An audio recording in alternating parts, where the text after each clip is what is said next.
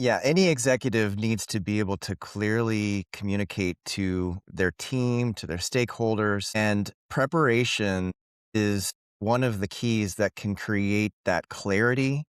It can create a sense of confidence and conviction, and it's relatively easy to do. That's one of the things that I think is mysterious to a lot of people is they think that preparation for a presentation is something that's completely different from practicing for anything else that they might want to do well. But it's a relatively easy thing to do, and the rewards are great. One of the things that we see a lot of times is that people are surprised by how a relatively small investment of time and preparation can lead to a huge outcome and increase in confidence and clarity during the presentation. And so in terms of some people are really focused on things in terms of return on investment. That's, a big thing that a lot of people are focused on.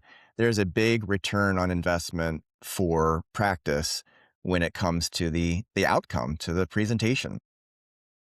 A story well told is definitely going to help people get a sense of not only what is happening within their organization, but why. And I believe that's one of the powers of story is that it has the ability to hold the things of the head, the data points, the intellectual reasons, but perhaps more importantly, the things of the heart. Why should we do this? Why does this matter? And because the lives that we live are essentially ongoing stories, if we can become better at seeing the stories that we're a part of and telling those stories in a business sense as well, then people will be able to rally around that. Stories are more memorable. Stories typically allow for more fun in the telling. You can actually smile, have some humor, have some powerful pauses. It just affords the opportunity for a lot more of a robust sharing of an idea than a data point or a spreadsheet cell or a graph or a chart. I believe a good first step for getting better at storytelling is understanding the basics of what constitutes any story. And it's something that a lot of people, when they were maybe a freshman in college or even in a high school English class, the teacher probably put up on the board the story arc, the story narrative. It seems so basic, but it's so helpful for framing the essence of a story. And the essence of a story is that there typically is one main character that has some kind of want or desire. They are in a particular setting, a particular context, and the story begins when whatever it is they want or desire, they're not getting it.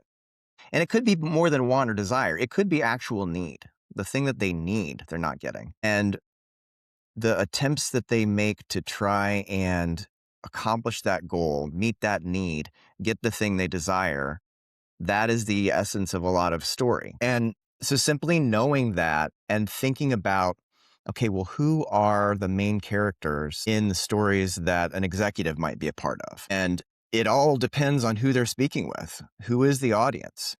But if they can start to see their audience as the main character and they can have that framework in mind, then telling the story that they're a part of becomes a lot easier because they know the base components. They know what constitutes an effective story. When an executive has a big high stakes meeting coming up, if you asked and if they were honest, what are you most nervous about? I'm guessing most of the time it's the Q&A. If Q&A is a part of their presentation, it is the possibility of stepping into a room of people. You can do your preparation for the presentation part, but as soon as people start raising their hands, you start thinking, no, what are they going to ask? And while it makes sense for there to be that concern, something that is really helpful for so many executives is to remember and or realize that they have the ability to forecast some of the questions that might be asked. And in the forecasting, they have the ability to begin to come up with some ideas of what they might say if they were asked those questions. Now, of course, there's no way to forecast every question, and people in Q&A get creative with what they ask. But one of the things that can be really helpful is to, in addition to having that forecasting of the questions, to have in mind some tried and tested structures for responding to those questions that will give clarity of thought and of response. And that's one of the things that Ty Boyd Inc. we do. We work with people to help them have in mind some frameworks that they can organize their thoughts, both for presentations but also for Q&A, so that they don't feel like they don't have any handholds. The templates, the structures that we recommend, they give them that thing to hold on to, and that helps move them forward into more clarity in their response. As I think about presentations, and I think this is true for a lot of people, it's easy for us to think a presentation is a one-person thing, because typically there is one person, one executive that is giving the presentation, one executive that is leading the Q&A. Getting feedback and inviting trustworthy people into the process of preparing for presentations, and when it comes to Q&A, of having that sounding board, of having people who know your material, who know you, to weigh in and give you feedback about what questions might be asked, how to respond to them, and then even give feedback on, did that response make sense? What could I have done differently? What could I have done better? And so I believe one of the best ways of making sure that there is a movement forward towards greater effectiveness is to be willing to invite people into the process and receive feedback before they're in front of the actual audience. Anything that we want to get better at, we tend to devote time and resources towards. If you are a weekend cook and you have somebody say, I love when you make your pasta sauce, it's so good. That can be great. That can be good enough. But if you, when you hear that, you think, I'd really like to be a chef. I'd like to create recipes that people really enjoy, really give some great feedback on. If that's our goal, we're likely going to start to, at the very least, watch some videos on cooking, but go to classes, get some coaching, talk to people that we know who are good at cooking, chefs that we might know or can be put in touch with, and get that insight, get that feedback. Same thing would be true for running, for golf, for playing any instrument. The things that we want to get better at, we tend to devote time and resources to doing that, to getting better. And even though speaking is something that we tend to do every day on the phone, FaceTime, computer, whatever it might be, just because it's something that we do often doesn't necessarily mean it's something that we're doing as well as we could. And I believe that having a time with a coach, going through a course like the Excellence in Speaking Institute, setting aside that time to be able to take the skills that we have to the next level, I believe just like any other endeavor in life, it's worth it. It's worthwhile because you will see results, and those results will help move business forward. I believe it comes back to the mystery of, well, how do I even do this? Both that and that sense of it's going to take too much time. I don't have time to do this. And I would say that we can take away both the mystery and that sense of not having enough time if we start to think about how can we work it into our days, our schedules as they exist. I love technology. I love the fact that it's allowing us to do more things more easily.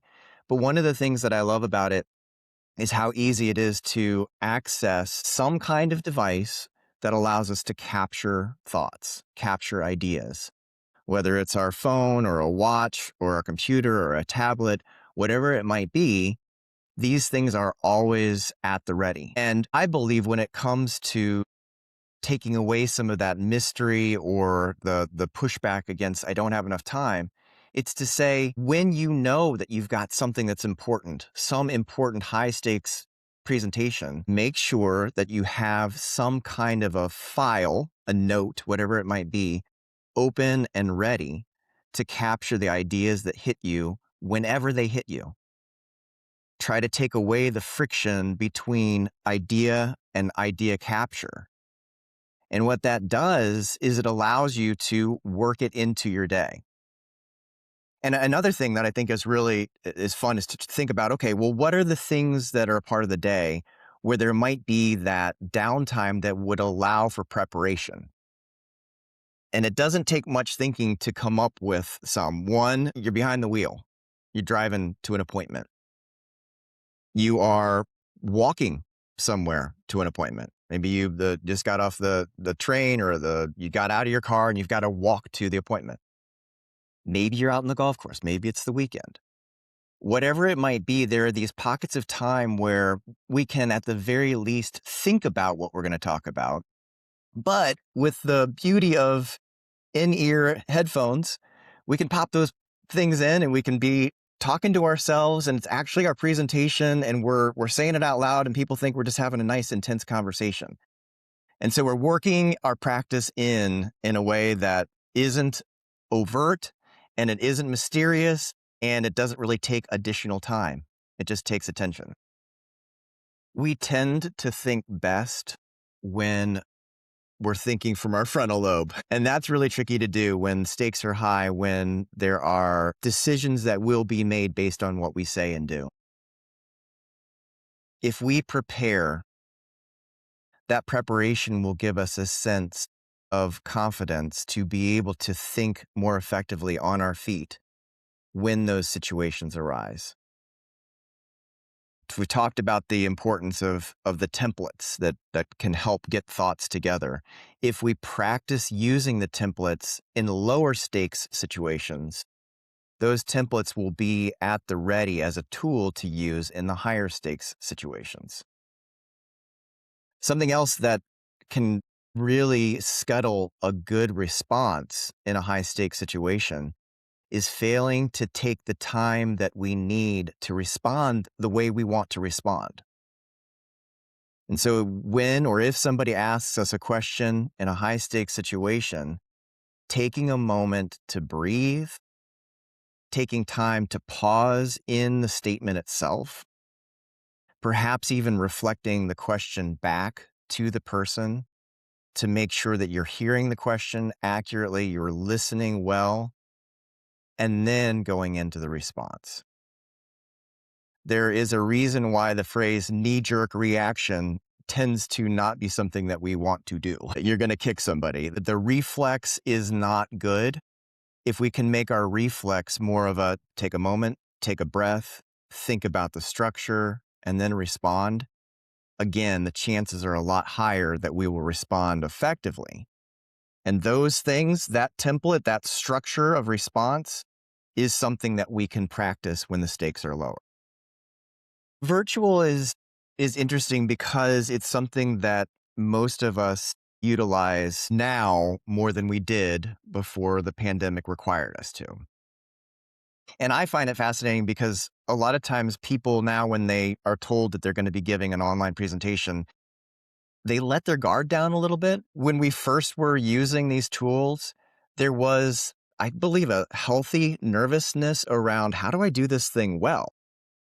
And now we don't give as much thought to how do we do it well.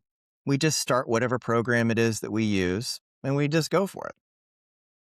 But when it comes to presenting in the online world virtually, some of the steps that we can take to eliminate distractions, I believe that's part of the practice and preparation.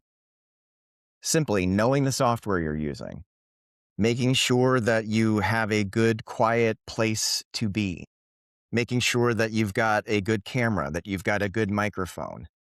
All of these things seem like they're not that important in the scheme of things, but each and every one of those things, if we don't practice and have the right environment and the right equipment, each of those things can end up being distractions for the presentation itself. Another thing that relates to the online preparation is that it could be easy for us to think that we don't have to prepare as much because I can just have my notes. Or some people will say, I've got this great teleprompter program and nobody knows I'm using it. and nobody knows that you're using the teleprompter program, there's absolutely no way that they could know. Yeah, we can see way more because the lighting is better and the camera is way closer to your face than a person would be face to face. And so it really, in some ways, requires a different level, maybe even a bit higher level of preparation for online than in person, because it's important to know what you want to say and try to maintain a good connection with people through the lens, through the camera. In person preparation, it's a similar thing. Know where you're going to be, know the space that you'll be in, try to get there in advance, know what the lighting will be like. Ty would call that owning your territory. It's that idea that even if you're going to where a client has invited you, as best you're able, try to make that place feel as comfortable as if it were your own. And so that's part of the practice and preparation that I think, again, sometimes people don't think about. They've got a 10 a.m. meeting, they slide in at 9:52, maybe 9:55, and they're on at 10. And is this thing on? Bright, glaring light reflecting off glasses, all these things that we can prevent or avoid with a little bit of practice and preparation. One of the biggest pitfalls for preparing for a presentation is thinking that having the slides together, having the verbal content or the numerical content, the data points, having compiled that and ordered it perhaps in a slide presentation, thinking that that is all the preparation that's necessary. And while that's a really important part, if you don't have something important to share, then there's no point in having a presentation. But I believe it's somewhat similar to thinking that if you're going to produce a play, that all you need is the script, and the night of the performance, you just pass out the script to all the actors, and curtains up, lights on. Nobody would approach a play or a performance that way. The words are important, but you have to know the words. You have to know the content and be able to share it in a way that connects as a human being to human being. And that takes time and practice. So again, I believe that we can be a little bit fooled by the idea that, well, I've got my slide deck put together. I've got my slides. They're good. And that's just the beginning. That's the foundation for building out of the presentation. One of the things that Ty was known for was saying that when it comes to a presentation, it's not about you. And as I've reflected on that as a coach with Ty Boyd Inc., I realize how important that is for pretty much every aspect of giving a presentation.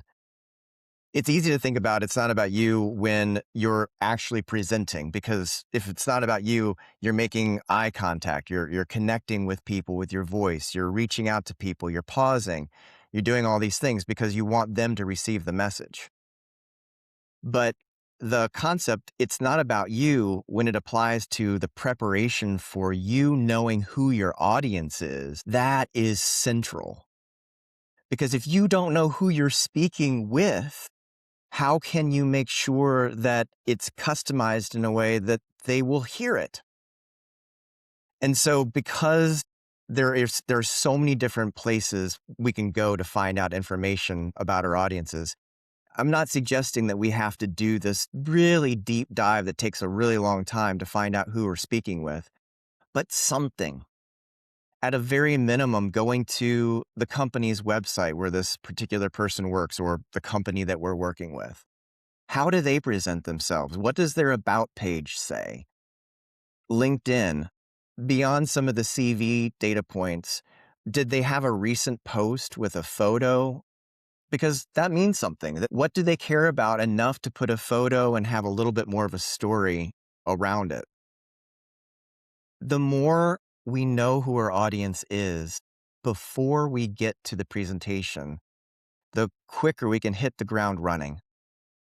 It accelerates the building of the relationship with the audience in a way that you cannot do apart from preparation and practice. And the best presentations are the ones that have that relational, conversational quality where the presenter feels present with the audience. And again, I believe one of the best ways to create that sense of presence is to try and have a sense of who is the audience, what do they want or need, what might be keeping them from getting it, and how can you being there in that presentation help them accomplish their goals. Project managers, when they're good, they can make businesses shine. Because one of the things that good project managers know is that lead time equals quality. And so if I'm working with an executive on an upcoming presentation, the more lead time that they can give themselves for that presentation, likely the higher quality. Because what they can do with that lead time is take down that note file and have that at the ready so they can start to put all the ideas in that they want. Here's part of the magic, I think, with lead time. As soon as we know that we've got a presentation that's coming up, our minds are tuned to that presentation. What that does is it gives us a lens as we're going about our days to be able to look and see the things that might apply to that presentation. And that makes it really timely. That makes it really relevant. That makes it really personable. If you don't have the lead time, those kind of happenstance or serendipitous attention awareness things, they can't happen. There's not enough time to do it. So if I'm working with somebody for a presentation, I would say that lead time is important. Another really important thing is to revisit the presentation over the course of that time. It doesn't have to be a lot, but even a handful of times where an executive prepares and practices the presentation out loud, that will go a long way towards owning the material and being much more likely in the presentation itself to be present instead of drawing down the information from their minds. They've already embodied it and they just have to share it. So it's very concrete, it's very practical, it's looking at schedules, it's seeing what's possible, but it's also allaying concerns that this is going to take forever and there's no way I could do this. It can be done, again, with a relatively small amount of time and investment. Again, if knowing our audience is one of the most important things for being able to speak well to that audience in a relational way, if we have somebody that can work with us to help create some of that background knowledge or find that background knowledge on the audience, that can be a big time saver. And if there is somebody that can help us get some insight into the audience, one of the things I would say is that's great, but I would also say that it's going to be very important, whoever has found that information, to sit with them shoulder to shoulder and devote some good time to seeing what they've discovered so that as the presenter, you own that knowledge of the audience. Another way an assistant could help would be in some of the content creation. Because if you have a presentation, you know the subject matter and you know the audience, an assistant can be that additional mind on the topic and be able to perhaps do some intel gathering. When they're out and about, ask people, what do you know about this? What are your concerns about this? What would you like to know more about this? And out in the field, they can be somebody gathering some of that insight into what it is you need to share on. And again, I'm sure that as an executive, you have great insight into what is going on, but having more eyes and ears to be able to glean what people really care about, that can be an amazing asset to building out the presentation itself. Something that I think could be really helpful when an executive is about to present or be in front of a group of people and they're going to be peppering them with questions, it's almost inevitable that there will be some kind of nervousness around that upcoming engagement. And a practice that I seek to employ is when I feel those things, when I've got something coming up that is higher stakes and is uncertain, instead of seeing that nervousness as simply something that is debilitating or taking something away from me, I seek to use it as a reminder for bringing into my mind what are those templates, those structures that I can use to help organize my thoughts in the upcoming presentation. And in our executive communication training, we have several, but a very simple one that people find deceptively helpful because it's so simple is past, present, future. If you think, okay, how were things in the past with whatever I'm asked about? How are they now? What might they be like in the future? That simple framework is something that I believe can be called to mind with the nervousness, to see the nervousness as the trigger to bring the template to mind so that in the moment, that tool, that structural tool is ready to be used. Something else that I believe can be really helpful as a daily or regular practice, maybe weekly practice, is to sit down. Let's say it's at the end of the week. A lot of times people on, say, a Sunday night, they're thinking about the week ahead. Sit down, look at the calendar from the week before, look at the different appointments, look at the different encounters that you had, and ask yourself, what was significant in this week?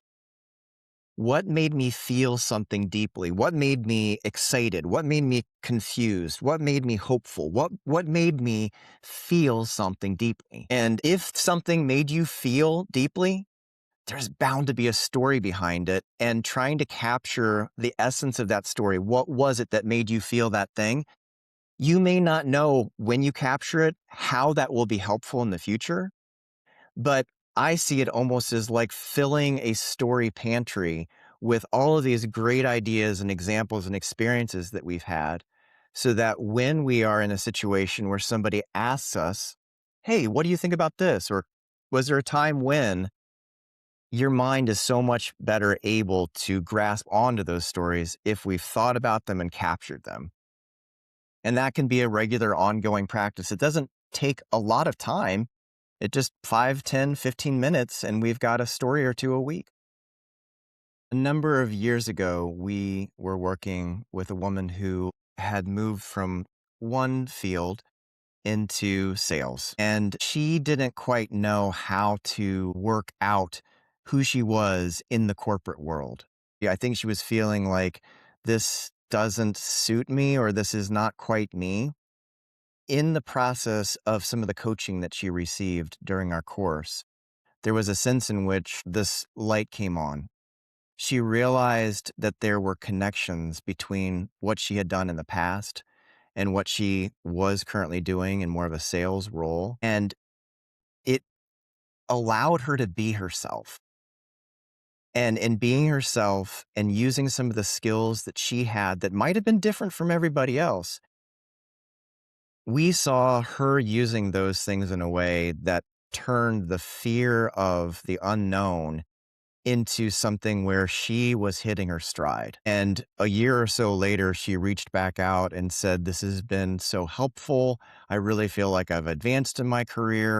It really, from our perspective, it was largely a function of her having taken the time to think about how she went about presenting. And again, instead of thinking that she didn't have what it took to be able to engage in the business world, in the sales world, she was able to do that in a way that was still her own unique personality and helped move her forward in ways that were just really encouraging to her and to us. Excellence in Speaking Institute course is 2.5 days, which is not a lot of time.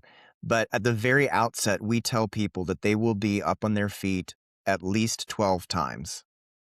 And as soon as we say that, a lot of people's eyes get big and they think, what? But the truth is, it's often more. If we told them 15, they might bolt.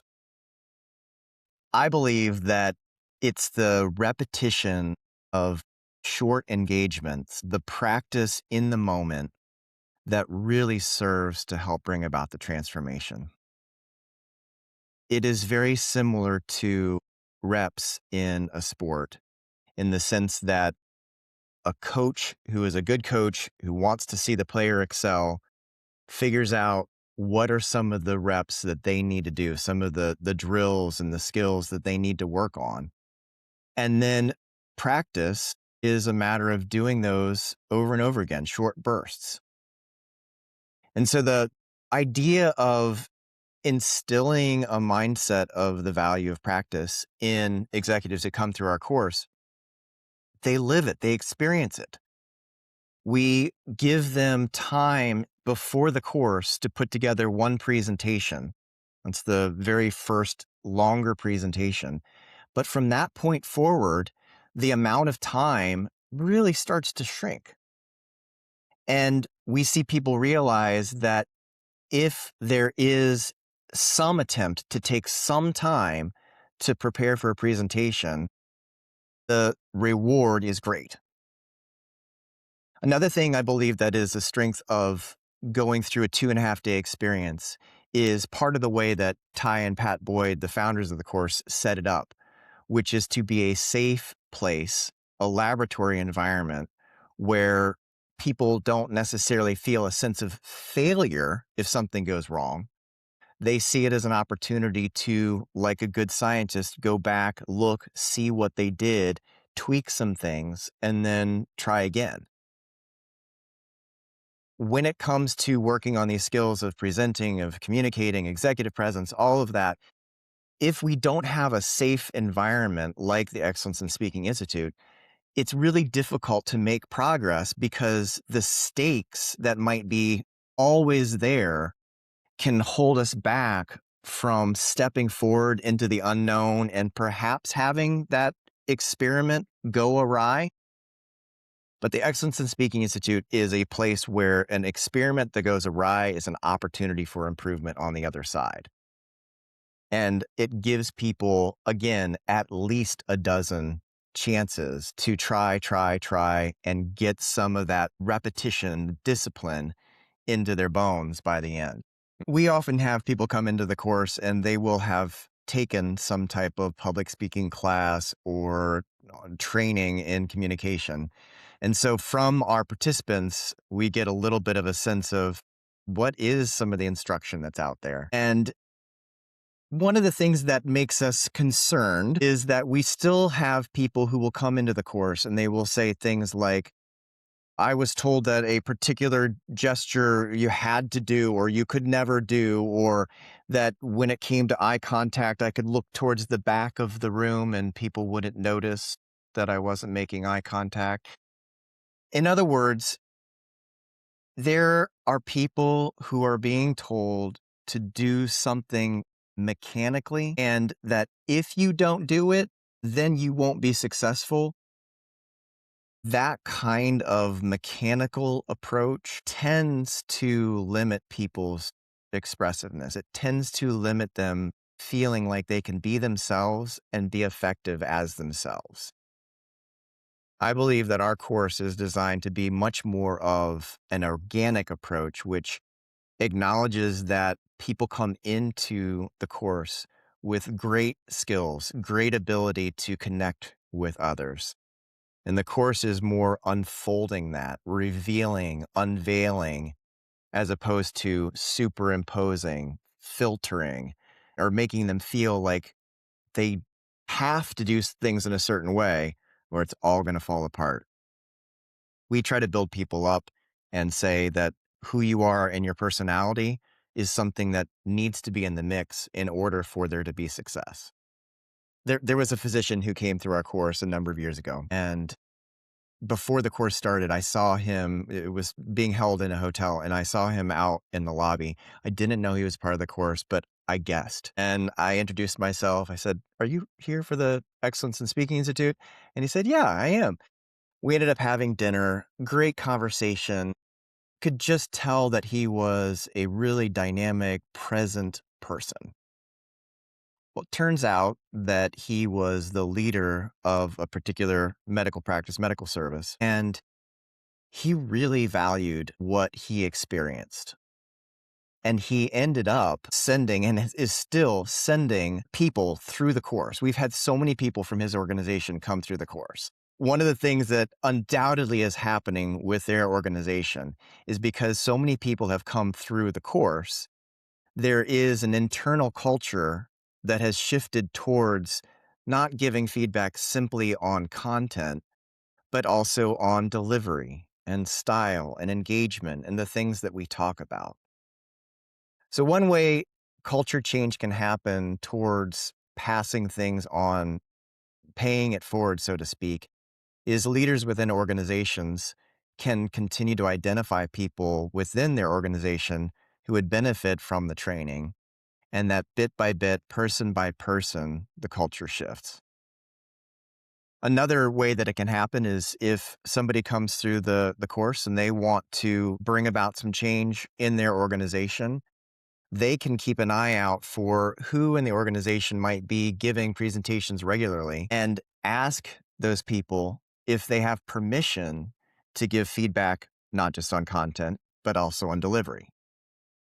And that simple asking for permission and getting permission to do so, that is a huge shift for a lot of organizations because, again, it sometimes feels like we don't have the right to weigh in on the how we deliver, not just what. But as soon as that door opens to this is just part of being more excellent as an organization and as presenters, that can really start the culture shift that they can continue themselves. In some ways, you're asking, is there a stigma around preparing that if you admit that you prepare for a presentation, it's almost like a weakness. It's seen as a weakness. I would say that it would be helpful for when it's appropriate. If somebody says to an executive leader after they've given a great presentation, to, of course, thank the person who's giving them the compliment. But then, if it's appropriate, acknowledge it took a lot of work. I'm really glad that it paid off because there was a lot of preparation that went into this, and it was definitely worth the while. There's a humility that's required in that, undoubtedly, but when we ask people what are some of the qualities of great presenters, humility is one of the things that tends to come up most often. So, yes, I believe there's a place for leaders taking away some of that sense that preparation is only for the weak. It's so strange that we would think that when it comes to a presentation, but we wouldn't think it with somebody who's an elite golfer or basketball player or cellist or pianist or world-class chef. We wouldn't, if they said, oh, yeah, I spent a lot of time practicing and preparing for this, nobody would look at them and go, that's so sad. And yet, with this skill of presenting, with communicating, it's as though that is a weakness, a badge of shame, but it should be a badge of honor. And that's something that Ty Boyd, he wore that badge of honor. He was willing to say, I practice, practice, practice. And I will never forget one year at our Christmas dinner.